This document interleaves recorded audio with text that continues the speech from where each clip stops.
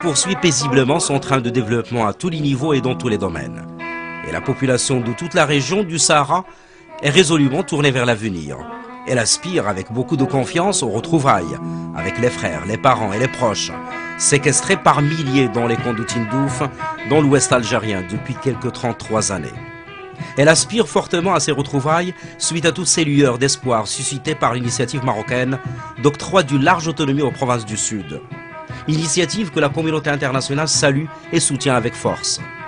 Et parallèlement à cette proposition, partout qualifiée de sérieuse, crédible et courageuse, les villes et cités du Sud développent et renforcent leurs infrastructures et multiplient des projets tout aussi ambitieux.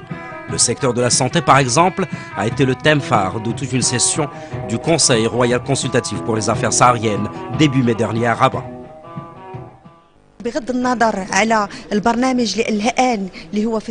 En plus du programme en cours et qui est d'une enveloppe budgétaire de 50 500 000 dirhams, un autre plan quinquennal a été mis en œuvre. Il permettra notamment de hisser l'hôpital de la Ayoun au rang d'infrastructure hospitalière de référence, pluridisciplinaire, avec des équipements biomédicaux les plus modernes.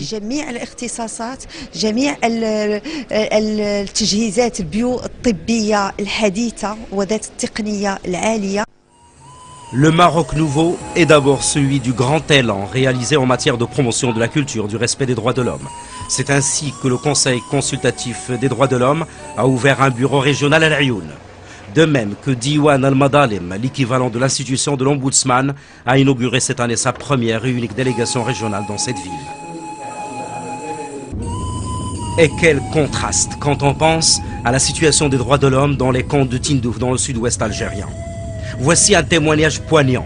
Depuis cette belle cité marocaine de Boujdour, la jeune fille à gauche est née dans les camps de Tindouf. À l'âge de 3 ans, elle fut victime de déportation en Espagne par le Polisario, l'Espagne où elle fut adoptée par une famille chrétienne.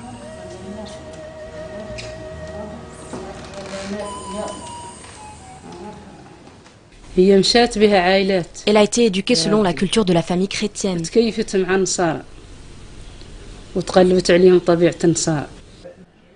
C'est donc l'identité culturelle et arabe de la petite fille qui était visée. Il a fallu alors à son père une dizaine d'années de bataille juridique en Espagne avant de pouvoir récupérer la jeune Khalifa Bint Bahia en 2004.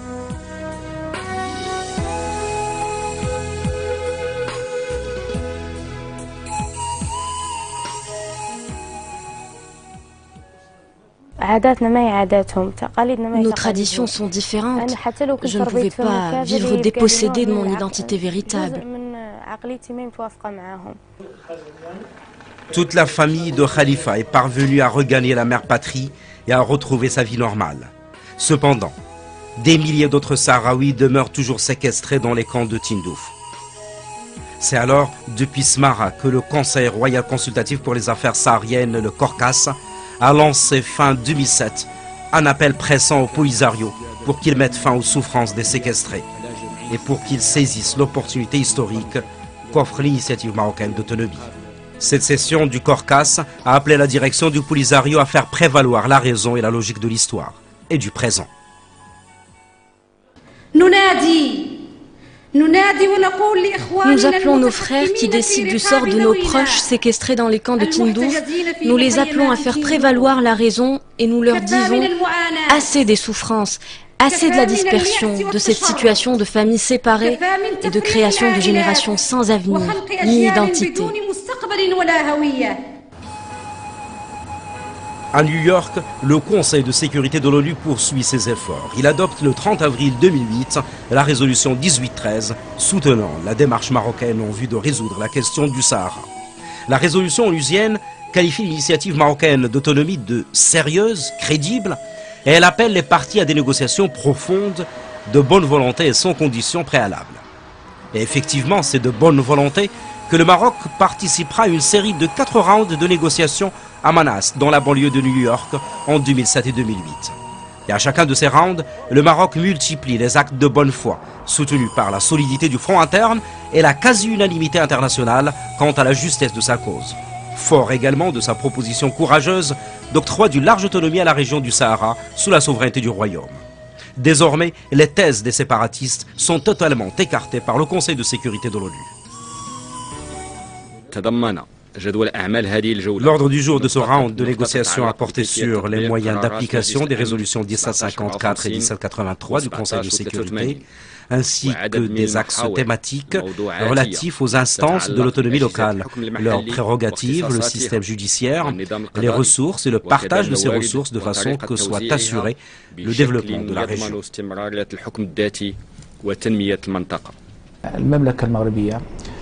Le Royaume du Maroc a souligné lors de ce quatrième round que son projet constitue la colonne vertébrale du nouveau processus de négociation engagé conformément à la résolution 1754 du Conseil de sécurité de l'ONU. Il n'y a pas d'autre projet car le Polisario n'en a pas présenté un négociable, mais juste une option qui renvoie à l'ancien processus. Le médiateur onusien Peter Van Walsom, facilitateur désigné pour le processus de négociation, a été on ne peut plus clair au bout des 4 rounds de Manhasset. L'option d'indépendance est irréaliste, dit-il. Les manœuvres du Polisario et de l'Algérie pour faire durer et échouer les négociations sont alors dévoilées au grand jour par ce diplomate onusien chevronné, reconfirmé en juillet dans sa mission de facilitateur. Déjà en février dernier, Peter Van Walsom, effectuant une tournée dans la région, avait pu se rendre compte de lui-même à Rabat de la bonne volonté du Maroc et de l'unanimité des Marocains, du Nord comme du Sud. Quant à leur indéfectible attachement à l'intégrité territoriale du royaume et à sa souveraineté nationale. Le soutien de l'ONU couronne une large adhésion internationale à l'initiative marocaine. Et le 20 juin 2008, c'est le président des États-Unis d'Amérique qui renouvelle dans un message à Sa Majesté le roi Mohammed VI son soutien à cette initiative courageuse. Pendant ce temps, sur la grande place de l'Ayoun, qui n'a rien à envier aux places publiques des métropoles européennes, un groupe de chiours sahraouis qui venait de regagner la mère patrie découvrait la quiétude et l'essor du développement continu que connaissent les provinces du Sud. Ces chiours avaient défié la direction du Polisario en annonçant en décembre 2007 depuis Gjijimat, dans la banlieue de Tifariti, leur soutien à l'initiative d'autonomie. Cette réunion était intervenue au moment même où le Polisario tenait à Tifariti justement son soi-disant congrès annuel.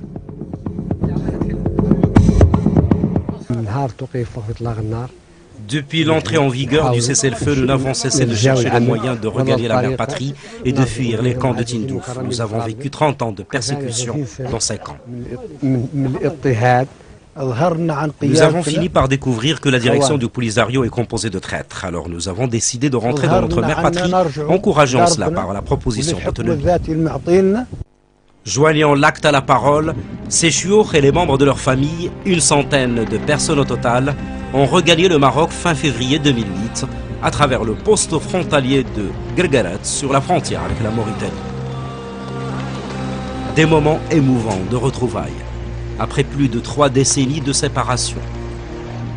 Plus de 3 décennies durant lesquelles ces familles étaient séquestrées dans les camps de Tindouf dans l'ouest algérien et soumises à des conditions inhumaines de vie et souvent de torture et de privation, d'eau et de nourriture. La patrie clémente et miséricordieuse accueille les siens dans la